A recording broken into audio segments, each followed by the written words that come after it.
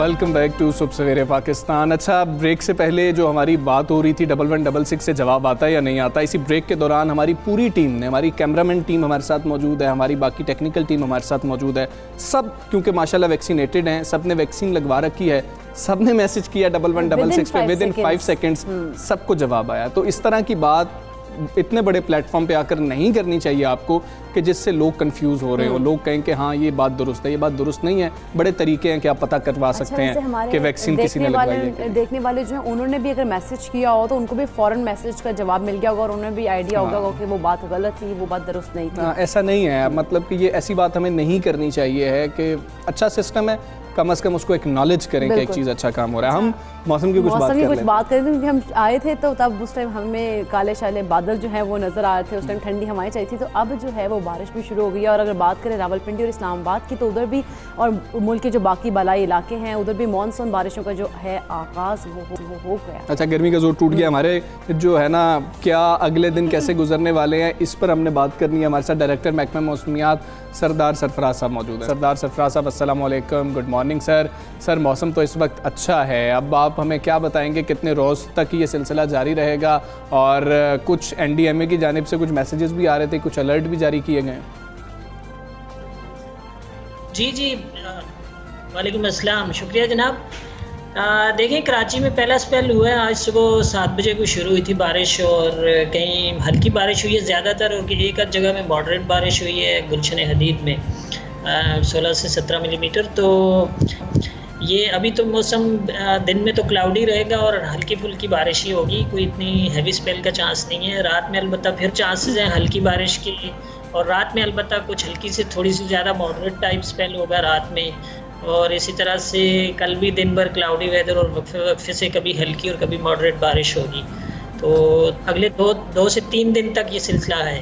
अच्छा, ठीक है सरदार सरफराज साहब, कुछ अभी ये है कि कुछ बातें हो रही हैं कि ये प्री मानसून है और कुछ समझ रहे हैं कि जी कि मानसून का आगाज़ अब हो चुका है और ये मानसून ही है, क्या कहेंगे इसको? जी बिल्कुल मानसून है जी, अब तो जुलाई का वस्त आ गया तकरीबन, तो अब प्री मानसून तो जून में हुआ करता है बेसिकली। मानसून की बारिशें very much it is monsoon. सही। अच्छा, ठीक है सरदार सरफराज साहब, ये भी बताइएगा, आपने हमें पहले भी बताया था कि भाई ये तो 10 तारीख के बाद ही कुछ आता हुआ नज़र आ रहा है ऐसा सिस्टम, क्योंकि ये डिले हो गया है। ये जो डिले हुआ है ये आगे से भी कुछ डिले होगा या आगे से भी कहीं सुकड़ ना जाए, हमें कम मिले? हाँ नहीं, ये अच्छा से पहले आपने नोट किया होगा कि उधर आपके नॉर्दर्न एरियाज़ में तो पिछले 3-4 दिन से बहुत अच्छी बारिश हो रही है, कहीं कहीं तो बड़े हैवी शावर्स और हैवी स्पेल हुआ है। तो यही से रहेगा ये सिलसिला, ये तकरीबन हफ्ते भर का है, यानी पूरे मुल्क की अगर हम बात करें तो ये 17-18 तक ये सिलसिला जाएगा। और कराची और बाकी सिंध में भी 16 से 16 की रात तक है ये सिलसिला ऑन एंड ऑफ।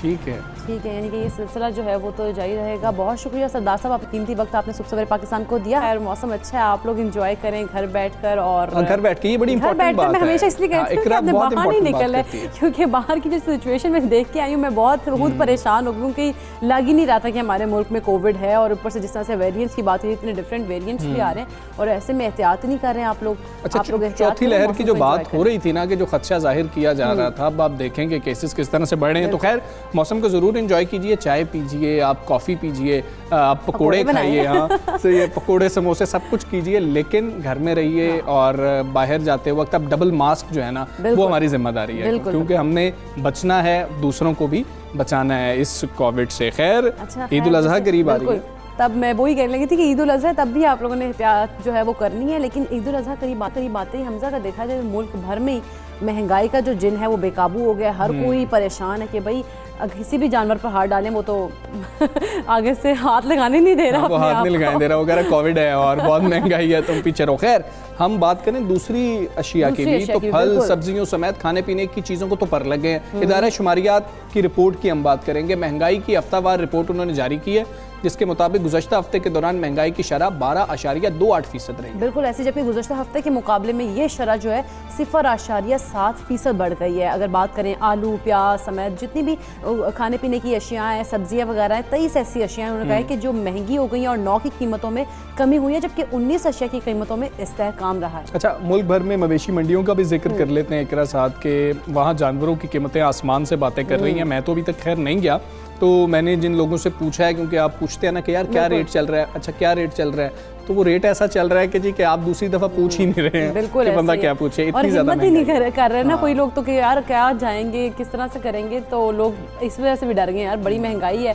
और कोविड की वजह से तो वैसे ही डरे हुए थे, तो जाने से कुतरा ही रहे हैं। वैसे मवेशियों की अगर कीमतों की बात की जाए, गुज़श्ता साल की निस्बत इस साल जो है उसमें 2 गुना इजाफा रिकॉर्ड किया गया, डबल हो गई है प्राइस। हाँ जी, और ख़रीदार जानवर खरीदने की बजाय हसरत भरी निगाहों से उन्हें देखते हैं और देख के चल देते हैं, जबकि व्यापारी भी अब परेशान है। वो कहते हैं कि हमारा खर्चा इतना ज़्यादा हुआ है, हम कीमतें कैसे कम कर दें। और अभी तक तो यही इत्तलात वैसे हम तक पहुँची हैं जो हमने इधर उधर से पूछा है। वो ये कहते हैं कि जी कि बस जाके देखते हैं और वापस आ जाते हैं। और व्यापारी भी कह रहे हैं कि खरीदो फरोख्त अभी शायद उस तरह से नहीं हो रही है। शहरियों का कहना है कि मंडियों में जानवरों की कीमतें गरीब आदमी की तो कुव्वत खरीद से ही बाहर। अच्छा, जो दूसरी जानिब जो मवेशी मालिकान है ना, वो कह रहे हैं कि साल भर जानवरों की हमने देखभाल की है, उन्हें इतना हमने खिलाया पिलाया, हमारे उस पर काफ़ी ज़्यादा मतलब जो है वो हमने एफ़र्ट्स किए हैं, काफ़ी हमारे मतलब बजट भी उस पर बहुत ज़्यादा हुआ है, तो उसके मुताबिक कह रहे हैं हम कीमतें वसूल करें तो लोग जो है वो दे नहीं पा रहे, तो उनको भी मुश्किलात का उसी तरह से सामना करना अच्छा, मुख्तलिफ शहरों से हम ये जानेंगे कि वहाँ पर मवेशी मंडियाँ जो हैं वो सजाई गई हैं, वो लग गई हैं, वहाँ पर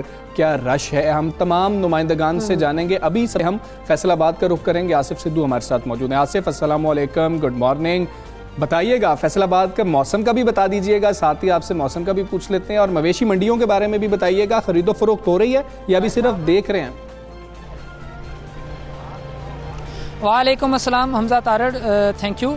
फैसलाबाद का मौसम जी इस वक्त बहुत खुशगवार है। यहाँ पर काली घटाएं छाई हुई हैं, हल्की रिमझिम जो है वो फैसलाबाद में हो रही है इस वक्त। तो फैसलाबाद में मंडियों की बात अगर करें तो जैसे आप कह रहे थे कि आलू प्याज और दीगर इस तरह की अशिया जो हैं वो महंगी हो चुकी हैं, उसी तनासब से बकरे और कुर्बानी के जानवर भी महंगे हो गए हैं। फैसलाबाद में 9 मवेशी मंडियाँ लगाई गई हैं, जिनमें से 3 फैसलाबाद शहर के अंदर हैं और बाकी 6 मवेशी मंडियाँ तहसीलों और दीगर इलाकों में हैं। यहाँ जो ख़रीदार हैं अभी गुज़श्ता साल की निस्बत कदरे कम हैं और बहुत से ख़रीदार तो ऐसे हैं जिनका अभी टेस्टिंग फेज़ चल रहा है। वो यहाँ पर आते हैं, कीमत पूछते हैं और वापस चले जाते हैं। उनका कहना है कि अभी हम दूसरी मंडियों का विज़िट करेंगे और कोशिश करेंगे कि जहाँ पर हमें सस्ती कुर्बानी मिले वहाँ से ख़रीदेंगे, लेकिन अभी तक मुमकिन नहीं बन रहा कि सस्ती कुर्बानी कहाँ से मिलेगी। जो मालकान हैं उनका कहना है कि साल भर हमने बड़े शौक़ के साथ कुर्बानी के जानवरों को पाला है और इन पर लागत भी गुज़श्ता साल की निस्बत ज़्यादा आई है, क्योंकि इनका जो चारा है, जो वंडा है, इसके अलावा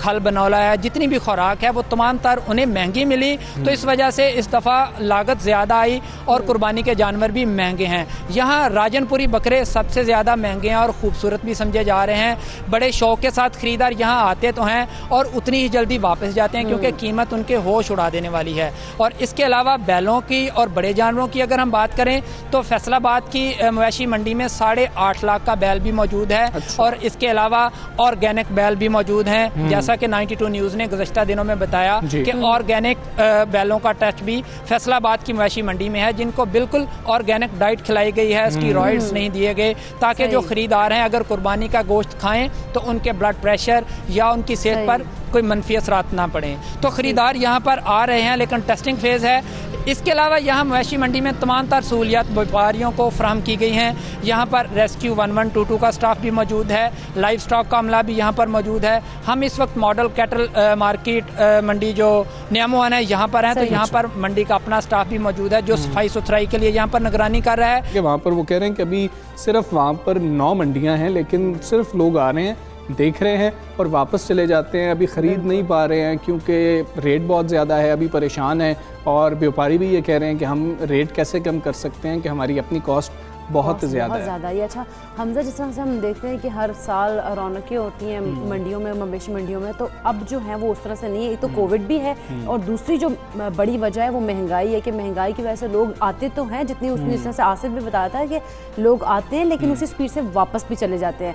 तो ऐसे में मेरा ख्याल है कि महंगाई की वजह से तो सारे तबका तमाम तर जो है ना तबके परेशानी है। तुम्हारी बात बिल्कुल ठीक है। मैं हर दफ़ा जब हम मवेशी मंडियों की बात करते हैं तो ज़रूरत नहीं है कि पूरा ख़ानदान एक जानवर लेने के लिए जाए। अगर आपने बकरा लेना है, आपने गाय लेनी है, अपने कोई भी जानवर लेना है आपने सोच रखा है, तो पूरे ख़ानदान को जाने की ज़रूरत नहीं है। इस चीज़ का बहुत ख्याल कीजिए, और अगर आप अभी से शायद लेना शुरू कर देंगे तो उतना प्रेशर आखिरी हफ्ते के अंदर नहीं पड़ रहा होगा। आखिरी 3 दिनों के अंदर हम देखते हैं मंडियों में बहुत ज़्यादा रश बढ़ जाता है, क्योंकि हमने आखिरी 3 दिन ही रखे होते हैं कि जी तब जाएंगे, तब जाके हम जो है जानवर खरीद लेंगे। एक तो पूरा खानदान ना जाए, बच्चों को तो बिल्कुल मत लेके जाए प्लीज। और इसको फॉलो कीजिए, बुजुर्गों को 60 साल से जो जायद उम्र के अफराद हैं वो तो खास तौर पर मंडियों का रुख ना करें, क्योंकि जिस तरह से कहा गया कि जो अब जो वेरिएंट आ रहे हैं वो इस तरह के जो इस उम्र के अफराद हैं उनको ज्यादा मुतासर कर रहे हैं। तो मेरा ख्याल है कि ये बहुत जरूरी है, आप लोगों को ख्याल रखना चाहिए, खुद ही अपने बड़ों का भी और अपने बच्चों का भी, और जो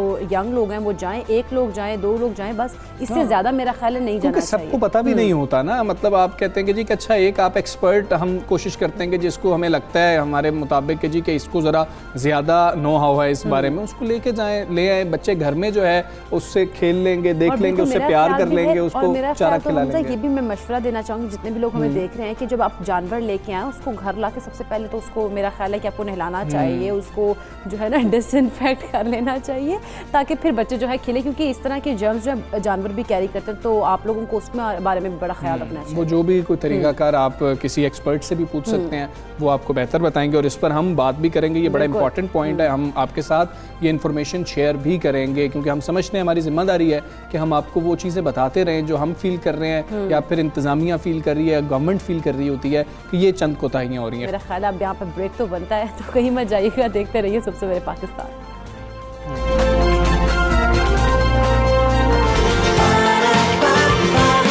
सुबह सवेरे